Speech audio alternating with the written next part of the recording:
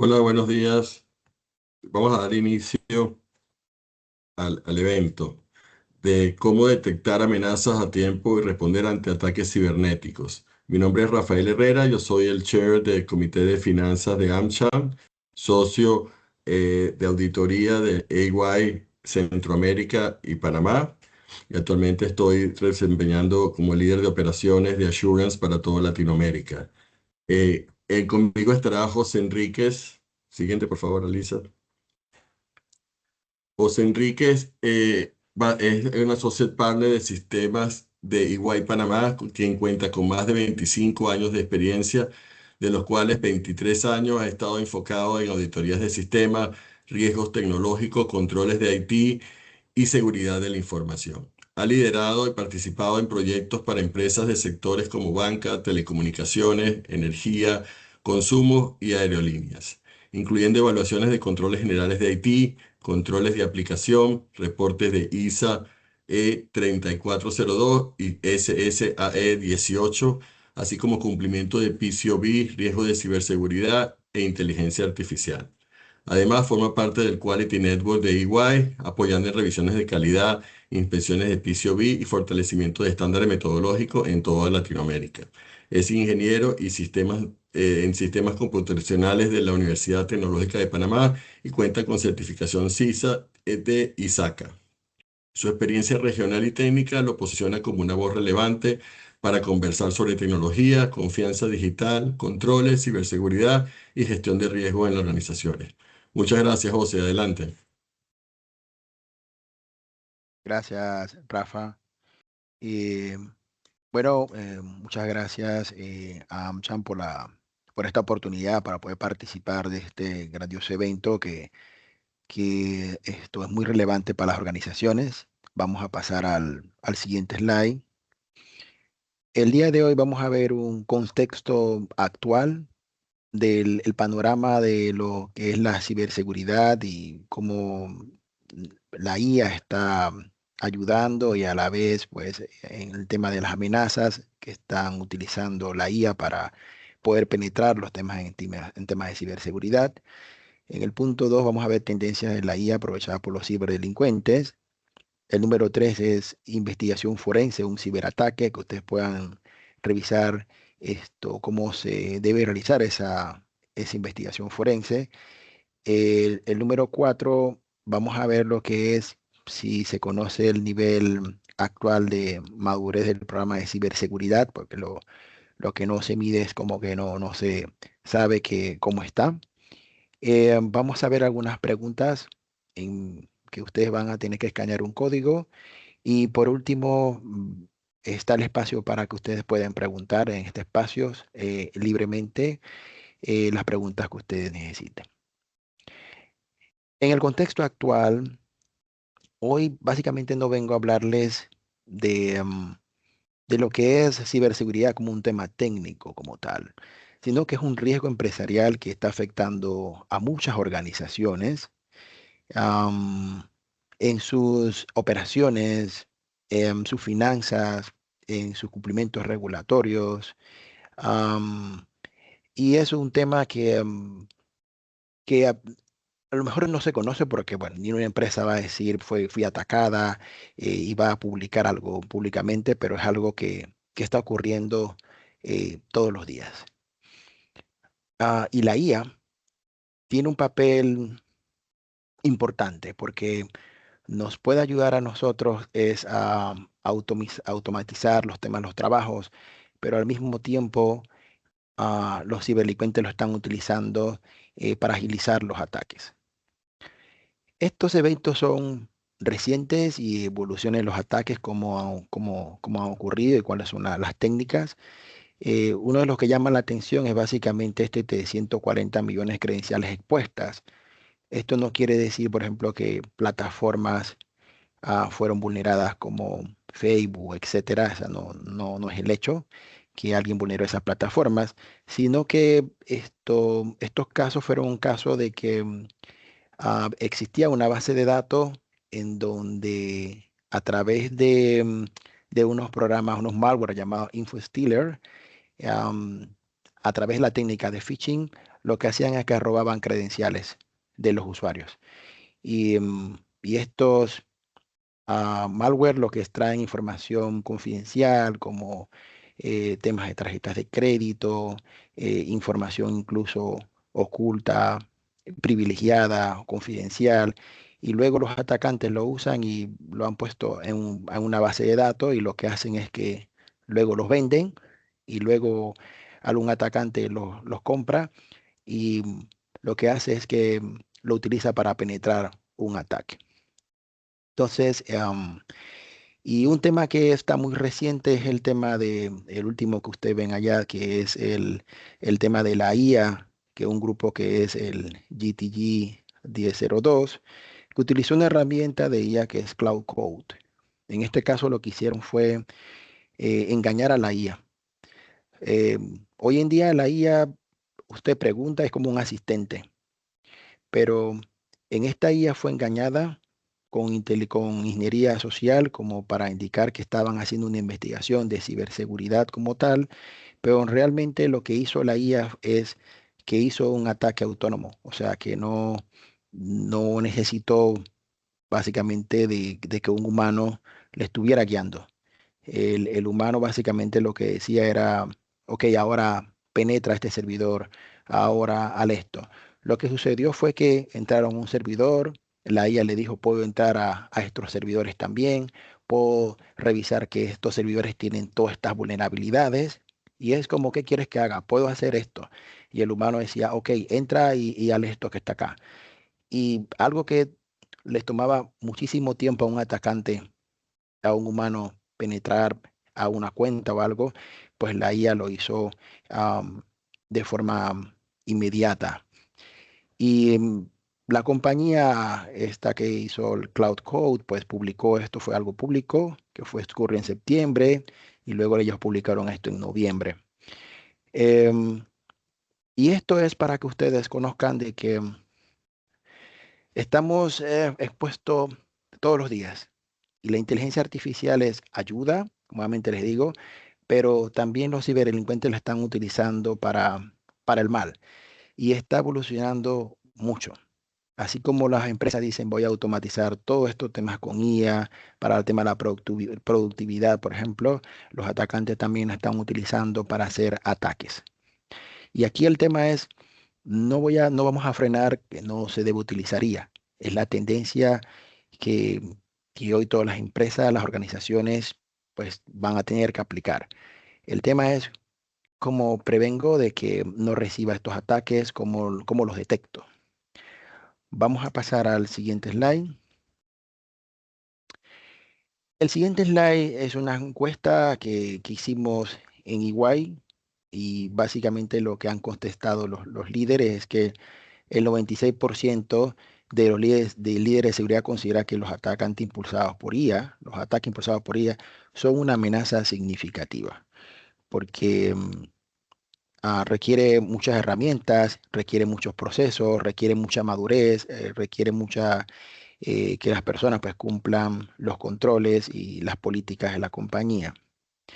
El 85% de las organizaciones considera que su presupuesto actual de ciberseguridad es insuficiente frente a amenazas impulsadas por IA. El 48% de las organizaciones estima que al menos 25 de sus incidentes recientes están relacionados con inteligencia artificial. Y el 99% de los líderes señalan que el uso de estrategias de la IA transformará capacidades de defensa y prevención en ciberseguridad.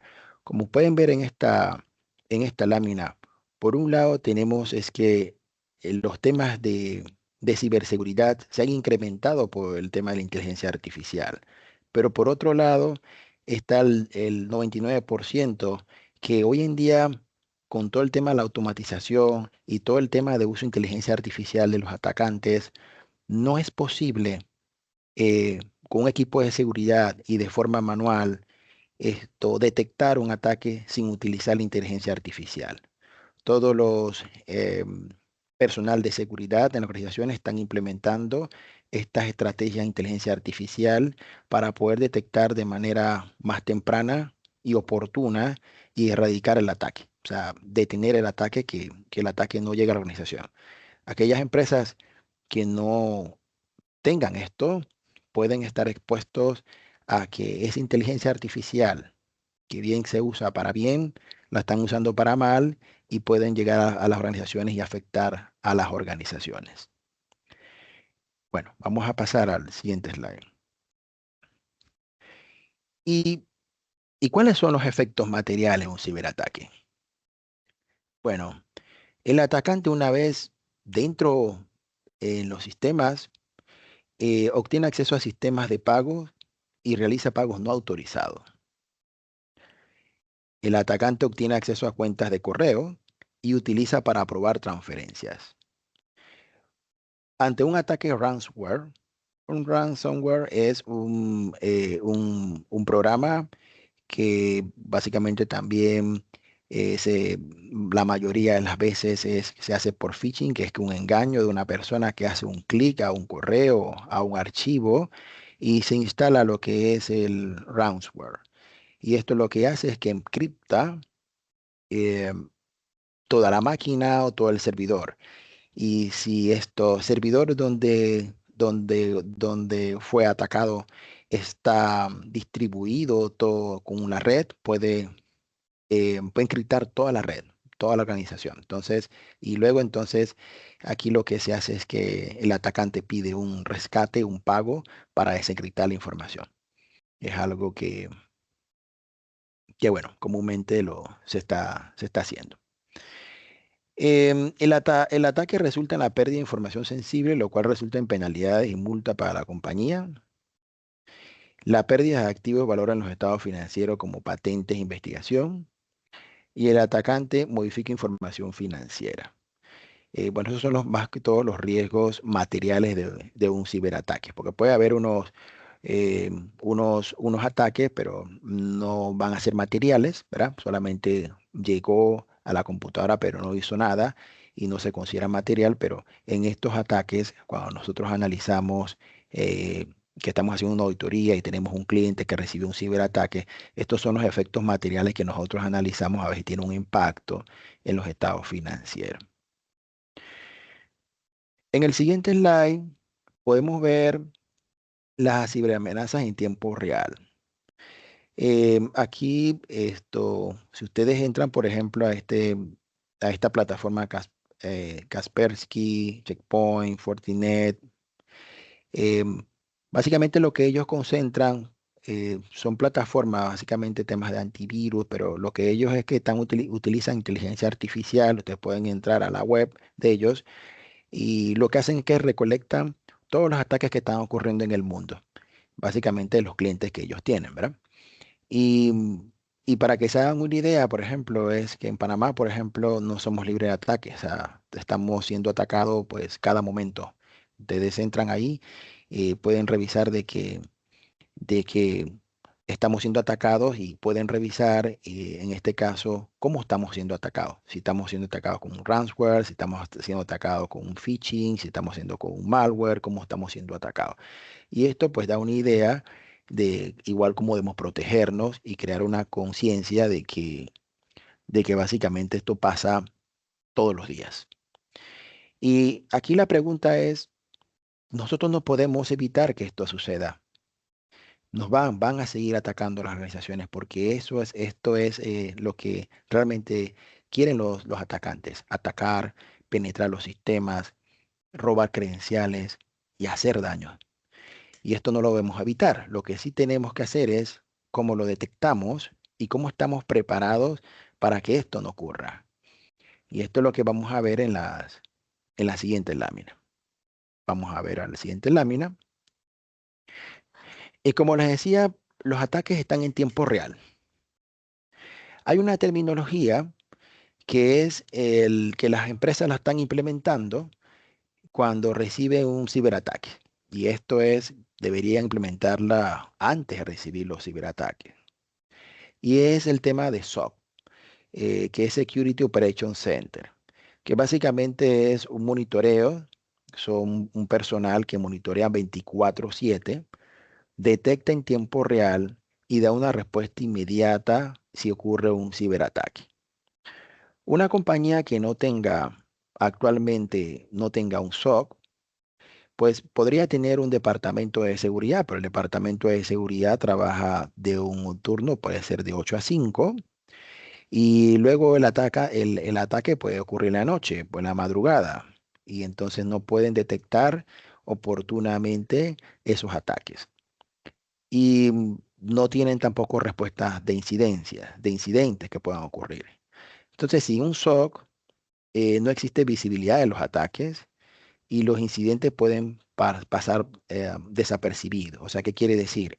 Quiere decir que un malware puede estar ahí en la máquina de un usuario o un servidor por mucho tiempo sin darse cuenta. Y, y luego comenzar a explotar las vulnerabilidades para que en donde ese malware fue instalado en ese servidor. Em, el SOC son básicamente personas. Las personas utilizan herramientas. Sin herramientas, no pueden revisar todo lo que es el tema de ciberseguridad como tal. Algunas herramientas claves son, por ejemplo, el SIEM, que centraliza todos los eventos, todo el tema de los logs, qué es lo que está sucediendo, esto, eh, cuando alguien ingresa, por ejemplo, tiene todo lo que es las pistas. Tienen también otros sistemas que son los EDRs, que detectan ataques en equipos, en las computadoras, en los servidores, como básicamente. Tienen otros que son los XDR, que integran múltiples fuentes.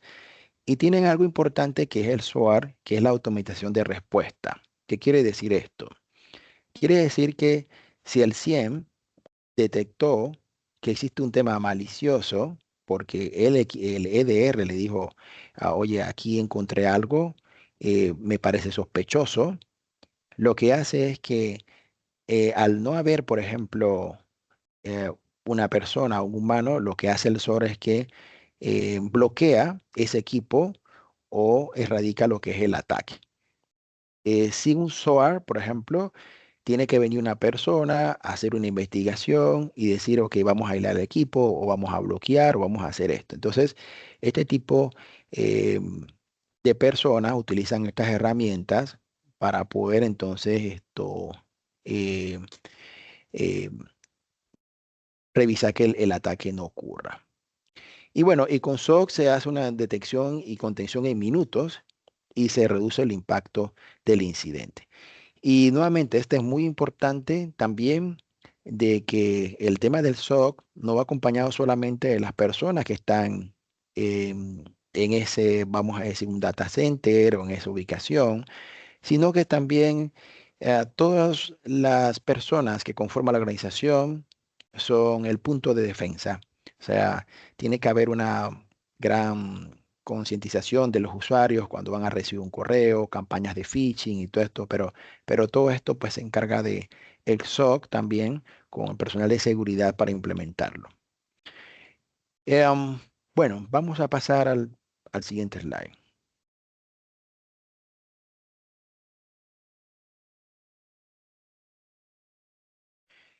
Bueno, en este punto vamos a ver lo que son las tendencias de la IA aprovechadas por los ciberdelincuentes. Como les mencionaba, la IA que utilizamos hoy en día se utiliza para bien. Hace resúmenes.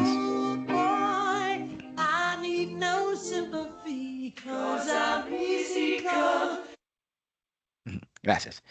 Sí, la utilizamos para hacer resúmenes, investigaciones, para hacer nuestra vida más fácil porque automatiza muchos temas.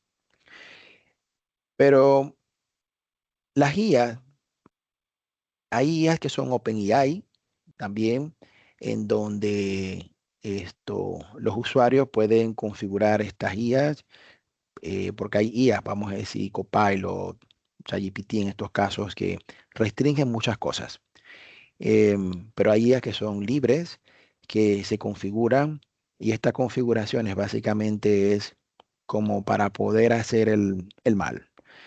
Entonces, una persona que no tenía conocimiento de hacer un ataque, pues simplemente le puede decir a la IA, quiero hacer este ataque, quiero penetrar esta organización, dame ideas o cómo podría ser, o créame un código malware, créame una campaña de phishing eh, para poder hacer este ataque. Entonces, algo que se usa para bien también se usa para mal. Y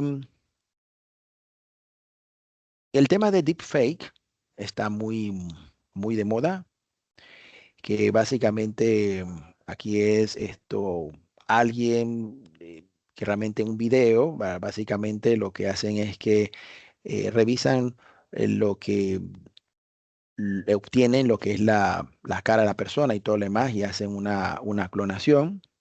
El tema de lo que es chatbot, por ejemplo, que son las que se hacen aquí las campañas de phishing que se envían en múltiples canales como Facebook y todo lo demás que hacen aparentar que una persona es real cuando no lo es, ¿no? Y la clonación de voz, que básicamente aquí esto sí es algo que está impactando realmente todos los días. Eh, la semana pasada nada más recibí una noticia en un país que un presidente de una compañía había sido engañado por una clonación de voz. eh, pues recibió una llamada y le dijeron que tenía que aprobar una transferencia y parecía normal del CEO, y lo que hizo la persona fue que aprobó la transferencia. Y básicamente fue temas de clonación de voz. Entonces, ¿a qué estamos expuestos? Estamos expuestos a muchos riesgos. Estamos expuestos a que antes revisar un correo que me llegaba, uno revisaba el correo y uno decía, bueno, este correo es sospechoso porque tiene esto, porque no conozco a la persona. Pero hoy en día estamos expuestos a que no solamente tenemos que detectar los temas de correo, tenemos que revisar si la persona que me está llamando realmente es cierto, si es la persona que me está llamando. Si alguien que me está chateando con los temas de chatbot, que parece ser una persona real, una persona, una compañía, una persona, un proveedor, realmente es o no es un chatbot, por ejemplo. O si la persona que me está diciendo un video, que me está diciendo tenemos que hacer esto, realmente es la persona que me está hablando o no es un deepfake, por ejemplo. Entonces estamos expuestos a estos tipos de riesgos que aquí lo que se debe hacer es básicamente es tener la cultura esta de los riesgos que existen en esta organización y cómo evitarlos. Vamos a pasar al siguiente slide.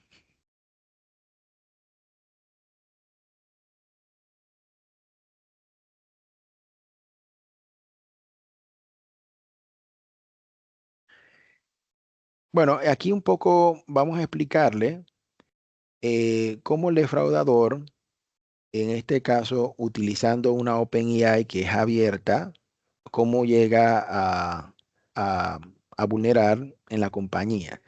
Se crea básicamente un código malicioso, que es un código, un malware, que es un programa para realizar transacciones fraudulentas. El atacante utiliza el código y crea herramientas de ataque, o sea, crea herramientas de fraude. Y el atacante lo que hace es que crea chatbots que pretenden ser personas reales. El tema es que estos chatbots se distribuyen en redes sociales, por correo, por múltiples canales, y son miles. Antes a un atacante le tomaba, hacía un tema personalizado de ver cómo engañaba a una persona, cómo le mandaba un correo. Ahora este atacante puede mandar miles de solicitudes.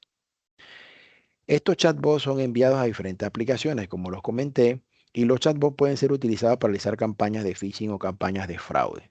Entonces, ¿qué quiere decir esto? Quiere decir que todo esto lo que utiliza el atacante simplemente para llegar a instalar un programa, un malware, y este malware que está en la computadora es utilizado para hacer un ransomware, que significa encriptar toda la información de los sistemas, o para robar información. Y esto lo están haciendo con inteligencia artificial. Vamos a pasar al siguiente slide. Y este era algo lo que les comentaba. Esto fue un caso común que se vio lo que la inteligencia artificial hizo una clonación de voz en donde fue publicada por Forbes eh, y básicamente pues en este caso pues esa fue la pérdida fraudulenta que se hizo. Y nuevamente, antes no teníamos que preocuparnos hace mucho tiempo porque una persona nos llamaba y nos decía, hay que hacer esto, hay que hacer lo otro.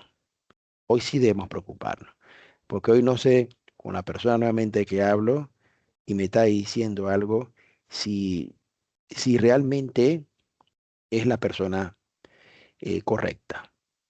Y nuevamente, aquí para evitar estos temas, aquí los atacantes tienden a ser muy persuasivos, es decir, los temas que hay que hacerlo inmediato, que es urgente, que, que esto no puede, necesitamos hacerlo ya, si no vamos a perder el cliente, si no vamos a perder la transacción, si no vamos a perder esto. Entonces, esas son como las pistas que, que debemos tener cuando recibimos estos temas.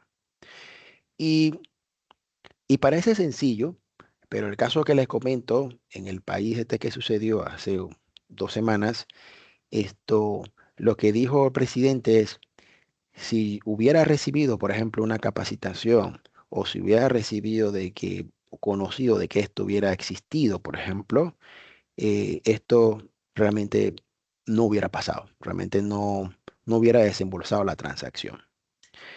Tanto es así que, por ejemplo, me dijeron que si podía enviar material o hacer un video para esa compañía para que ese video pueda ser publicado a todos los empleados de esa compañía para que ellos tuvieran alertas de si reciben más ataques de esto. Entonces, algo que parece muy sencillo y la persona puede caer en estos temas, puede haber una pérdida muy grande financiera. Vamos a pasar al siguiente slide. Y básicamente aquí cómo funciona la clonación de voz. A ver, la clonación de voz obtiene la voz de la víctima. Y ustedes dirán, bueno, ¿esto de dónde se obtiene? Se obtiene básicamente de una charla, se obtiene, por ejemplo, un seminario que la persona, se obtiene de algún tema de redes sociales y lo que se hace es que esto se clona la voz. El hacker crea la voz clonada con inteligencia artificial. Una herramienta de inteligencia artificial. Vamos a pasar al siguiente slide. Y el hacker utiliza la voz clonada para cometer un fraude. Y pues lo que hace la IA es que habla como si la persona es la misma persona, la misma voz. Luego la otra persona que es la víctima dice, ok, apruebo esta transacción y se realizó la transacción y listo. Y luego entonces ya viene el tema de que fue un tema de clonación de voz. Así que hay que tener un poco cuidado aquí. Y el tema del deepfake sucede lo mismo. Vamos a decir, en este caso se obtiene el rostro de la víctima. El defraudador escanea y clona el rostro de la víctima y luego el defraudador usa el rostro clonado para cometer el tema de los fraudes. Me parece ver un video. Aquí a veces hay pistas. O, hoy en día la inteligencia artificial, cuando hace el tema de la clonación, a veces deja mucho el tema de la distorsión del video y tenemos que estar muy atentos a lo que nos está diciendo. Em, pero la IA va a ir mejorando poco a poco hasta que lo va a volver muy, muy real.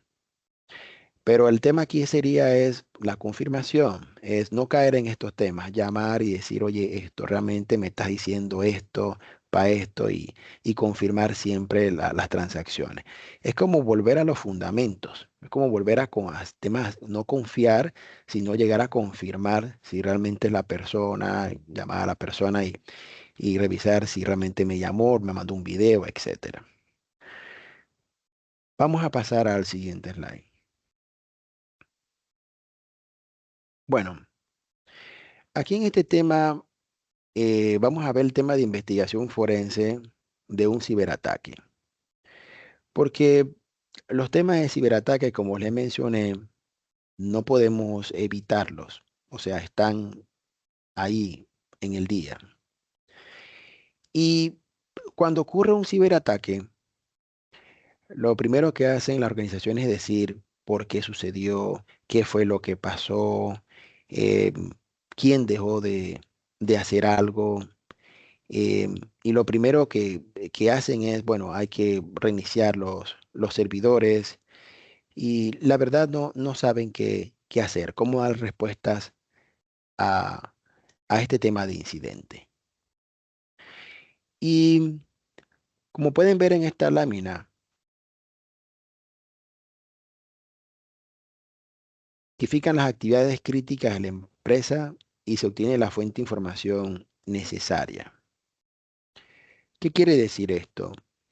Quiere decir, básicamente, es que tenemos que nosotros revisar, debe revisar la que persona, el tema de incidentes, persona que está haciendo respuesta a incidentes, cuáles son los servidores, las aplicaciones, la infraestructura que fueron atacadas. O sea, em, mm, tenemos que aislarlo, como dice la contención, se aíslan los sistemas para que en este caso eh, no pueda, en este caso, eh, que el ataque pueda desplegarse entre los otros sistemas. Se eliminan las operaciones realizadas por el atacante, o sea, se elimina el malware, se revisan los sistemas, eh, se revisan los programas que fueron instalados, que básicamente fue el tema del incidente como tal, y luego entonces se hace una recuperación como tal. O sea, la recuperación es que si hay que instalar nuevamente los sistemas, desde el tema de configuración, desde el tema de la base de datos, subir un backup nuevo, se sube y luego ya se analizan las lecciones aprendidas de este ciberataque.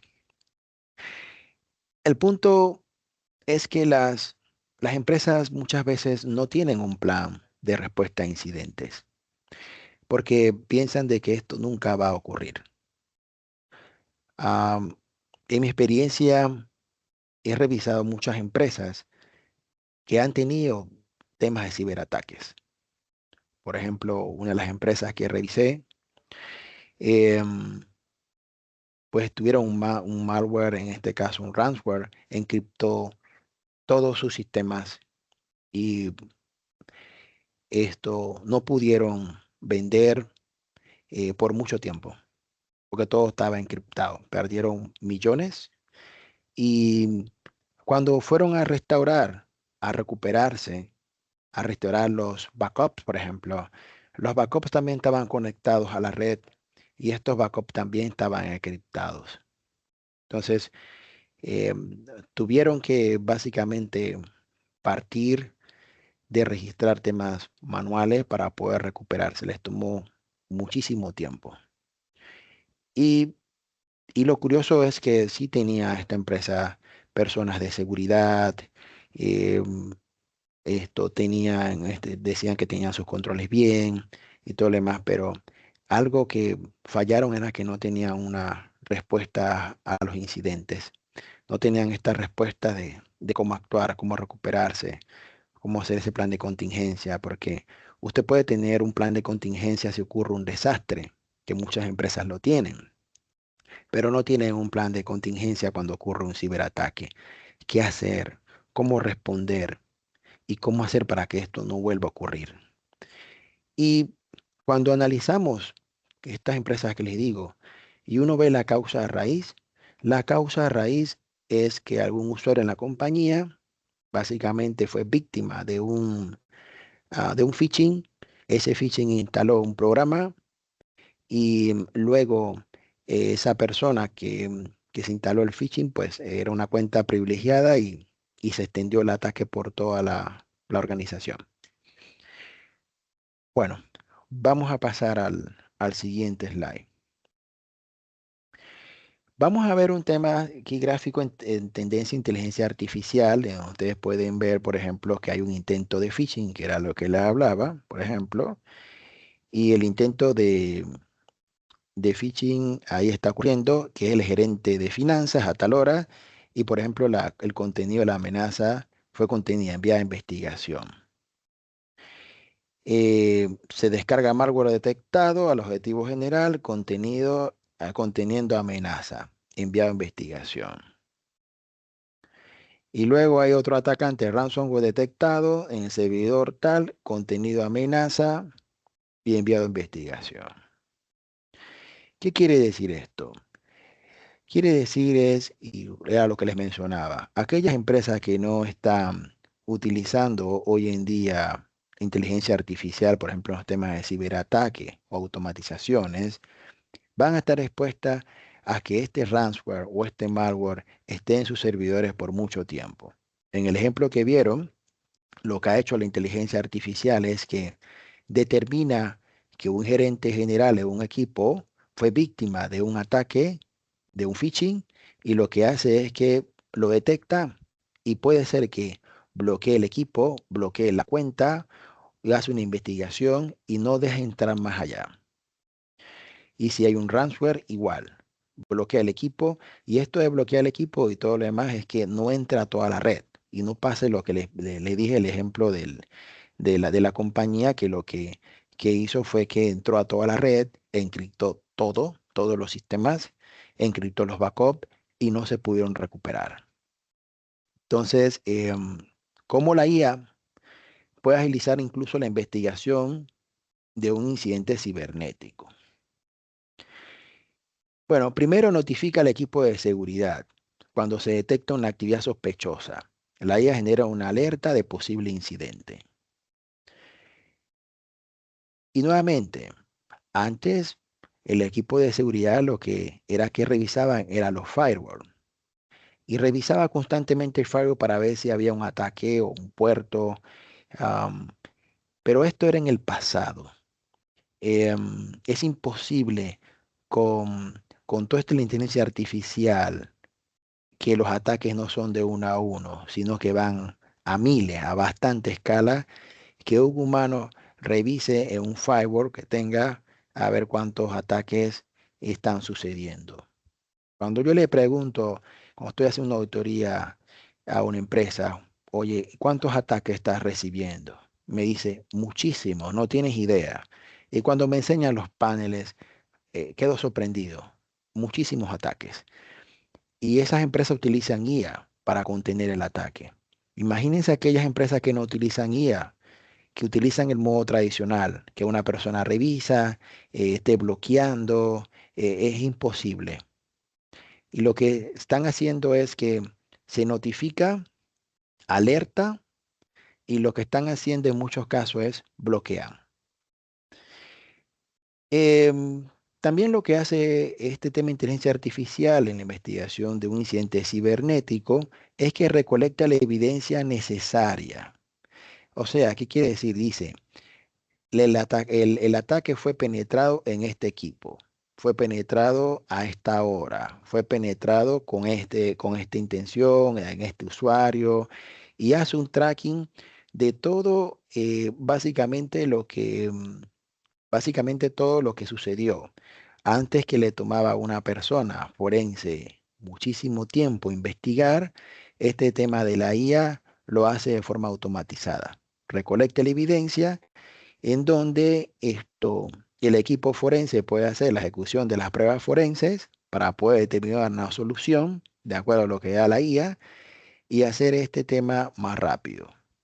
¿Qué pasaba antes? Antes esto no existía. Antes existía un gran equipo, incluso equipos hasta de consultoría, que contrataba el cliente para hacer la recolección de evidencia y decir, bueno, ¿dónde estuvo la causa raíz? La causa raíz ya te la da la IA, en donde las compañías tengan instalado este tipo de plataformas, ¿no? Y lo cual ya lo que son el equipo forense determinan el tema y determinan la estrategia de si tienen que aislar el equipo comprometido de los temas críticos. Y en otros sistemas modernos de IA, lo que hacen es que hacen todo el ciclo. Notifican, recolectan y toman decisiones que si tienen ellos que aislar el equipo, o sea, bloquearlo de la red, sacarlo, lo hacen. sin que alguien desde forense o alguien de seguridad intervenga. Eh, bueno, pasamos al siguiente slide.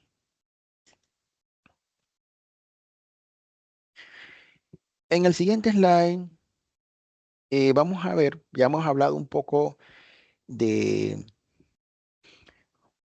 de cómo son estos temas de los ataques. Vamos a la anterior, por favor.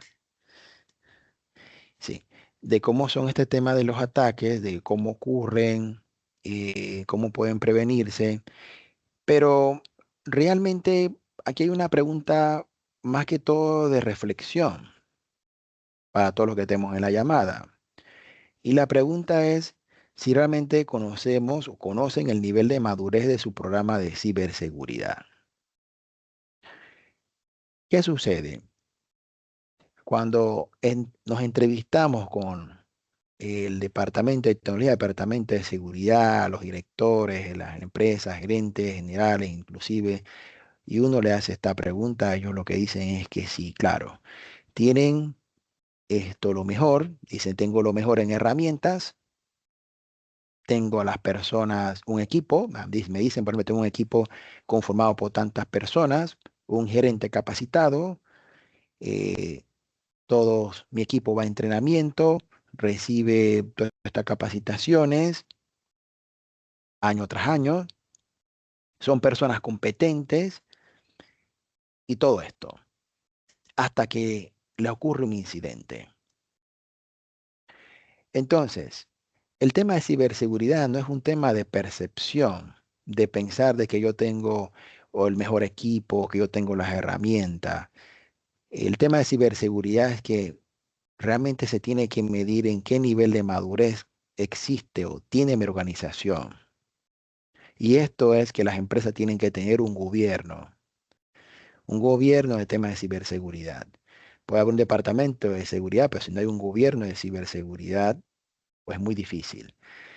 Además, tienen que tener procesos, políticas, controles, que no son los mismos controles que es hacer un cambio a programa, un tema de acceso, son totalmente, tienen temas distintos. Programa de concienciación a los usuarios, que es el tema de punto de defensa. Y todo esto realmente es para poder decir, oye, esto estoy bien, tiene que medirse. Y esto se logra midiéndolo con un nivel de madurez de ciberseguridad, el programa de ciberseguridad. Vamos a pasar al siguiente slide.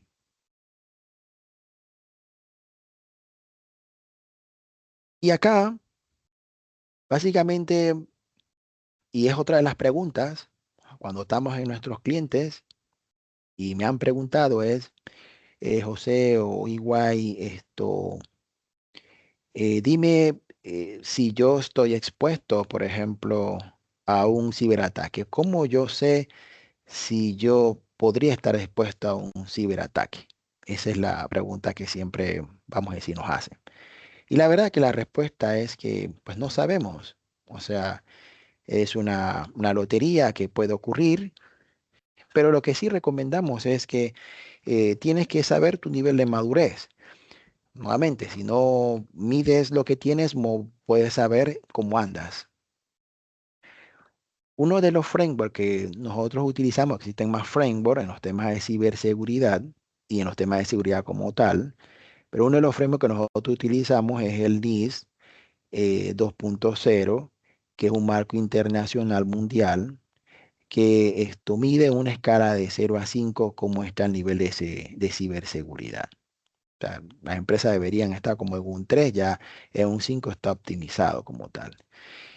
Y, y se debe partir desde ahí. O sea, la verdad que existen muchos controles eh, en donde las compañías pueden implementar y luego entonces luego revisar cómo está el nivel de madurez de seguridad, de ciberseguridad.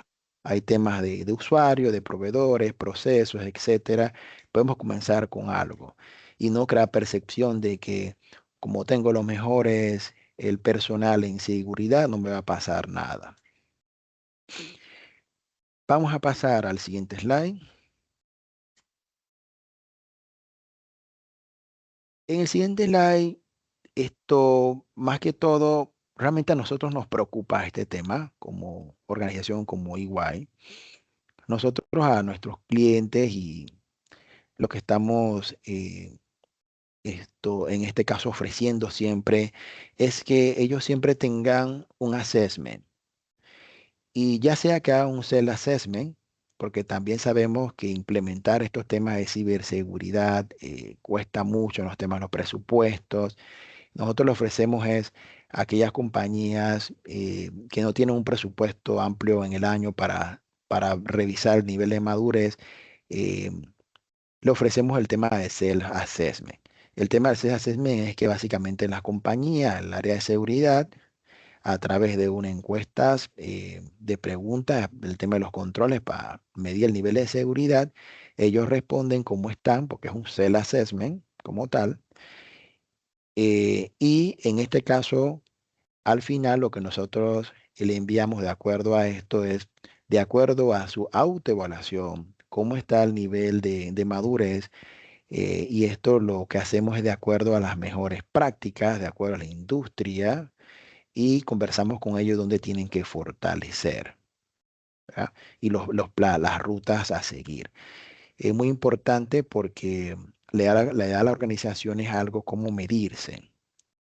Y también está el tema de assessment de forma independiente, que aquí básicamente nuestro equipo especialista va a las entidades, hace una evaluación, recolecta evidencia a través de entrevistas, evaluación de controles, los diseños, y lo que hace es que al final se hace un assessment del nivel de madurez, pero ya esto se hace con temas independientes, con pruebas independientes, que es como más robusto, y lo que da a la compañía o la entidad es una hoja de ruta a seguir.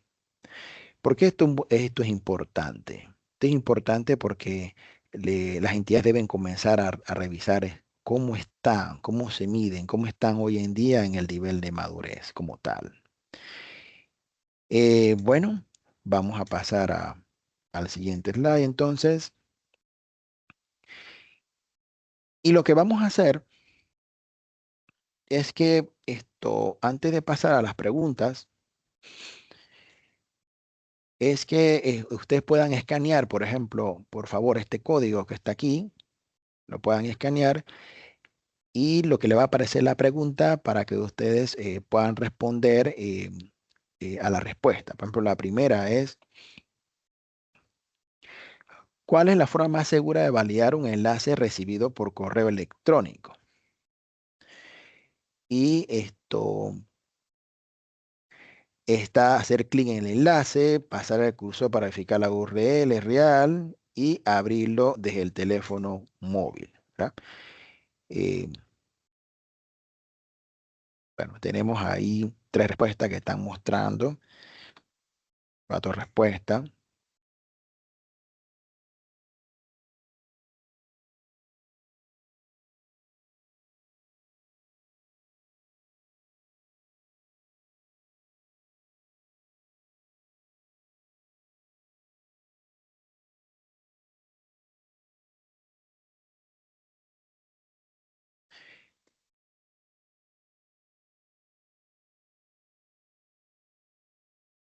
Sí, y efectivamente aquí es, ¿por qué les puse esta pregunta?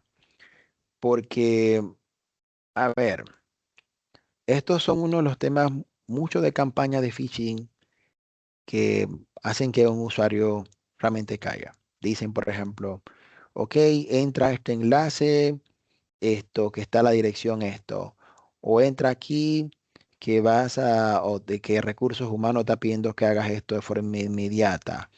Entonces hay como una urgencia de los temas. Y nosotros no vemos a ver si el remitente el mensaje. Lo que vemos es que alguien que nos está diciendo que tengo que hacer algo y lo que hago es inmediatamente hacer clic.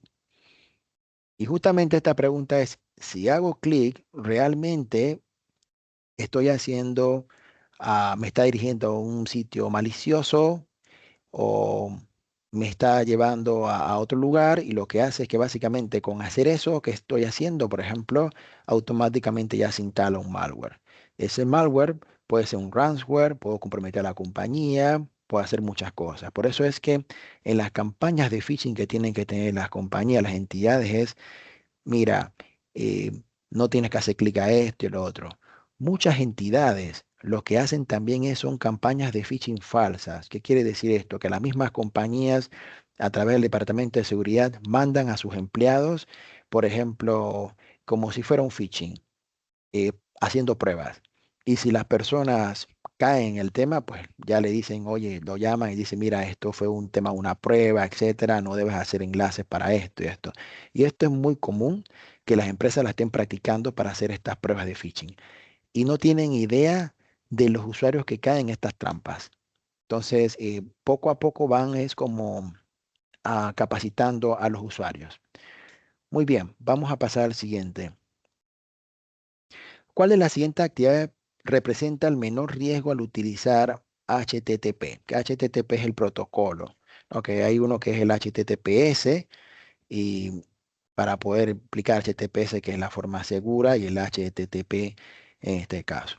Que dice ingresar credenciales, el primero, el otro es descargar software y el tercero es leer contenido público de un blog.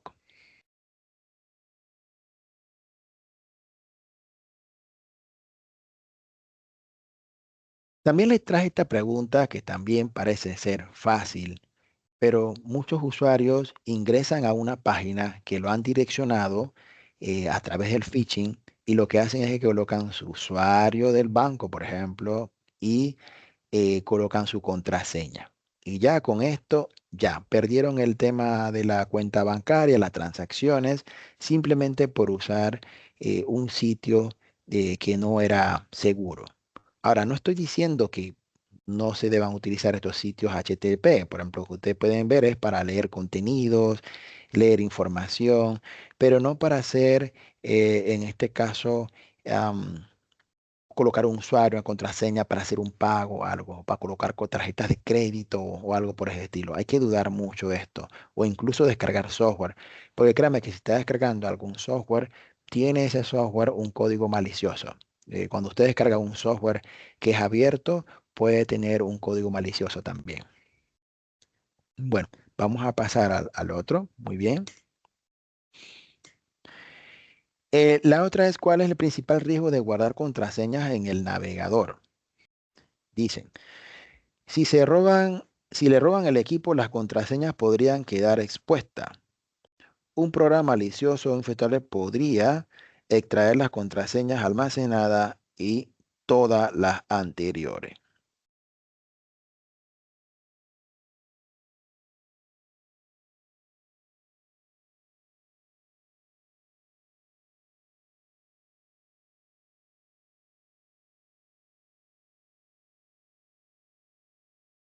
Y efectivamente, ¿no? Lo mismo sucede acá, es que como a veces roban las credenciales y todo lo demás, es porque hay cookies que guardan este tema de las contraseñas. Y guardar contraseñas en el navegador, básicamente, pues aquí es donde se tienen todo lo que son estos, los infostealers que mandan a un atacante que venden las contraseñas, venden las claves, venden todo esto. Es porque hemos tenido la práctica de guardar contraseñas en el navegador y luego preguntamos, bueno, ¿por qué sucede esto? Y básicamente tenemos esa mala práctica. Bueno, no sé si hay alguna otra más. Bien, creo que esta es la última. Vamos a ver. Dice, si una organización es víctima de un ransomware, o sea, que es algo que está encriptando, encripta lo que es esto, encripta lo que es los servidores, la información, la encripta, y sus archivos son cifrados, ¿cuál es la mejor práctica para recuperar la información? Uno, pagar el rescate para obtener la clave de cifrado. Restaurar la información de respaldo confiable, activar el plan de respuesta a incidente y esperar unos días para verificar si los atacantes liberan los archivos. ¿Por qué es importante esta pregunta? Que la están respondiendo de forma satisfactoria. Pues cuando una organización es expuesta a un tema ransomware, yo he visto que pagan lo que son, que pagan lo que es el descifrado. pero pagar el descifrado no garantiza que te descifren la información que está encriptada y van pidiendo más y van pidiendo más y realmente pagar el rescate no es una solución, no es lo que se debe hacer, porque al pagar lo que vas a hacer ya es, vas a perder ese dinero de cuánto es lo que te van a pedir y no es garantía que esto te lo vayan a descifrar. Esperar unos días para verificar si el atacante libera los archivos tampoco es una solución, porque cada día que pasa, lo que les mencionaba, llegó y atacó un servidor, pero los atacantes lo que están haciendo, lo que hace es que va a atacar muchos servidores, toda la organización.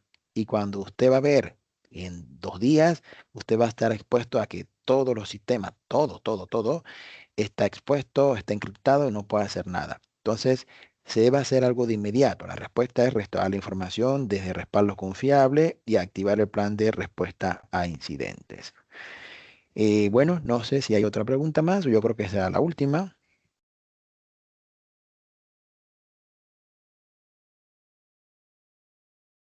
Sí, ¿verdad? Bueno, vamos entonces al tema de las preguntas. No sé si hay algunas preguntas que ustedes me quieran hacer. Nosotros acá estamos en entera disposición para poder contestarla.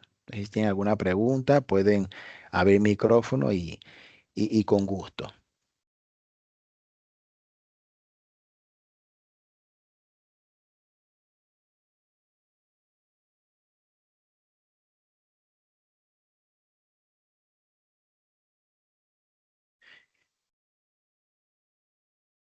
Bueno, eh, si no hay preguntas, o también pueden poner las preguntas por chat también.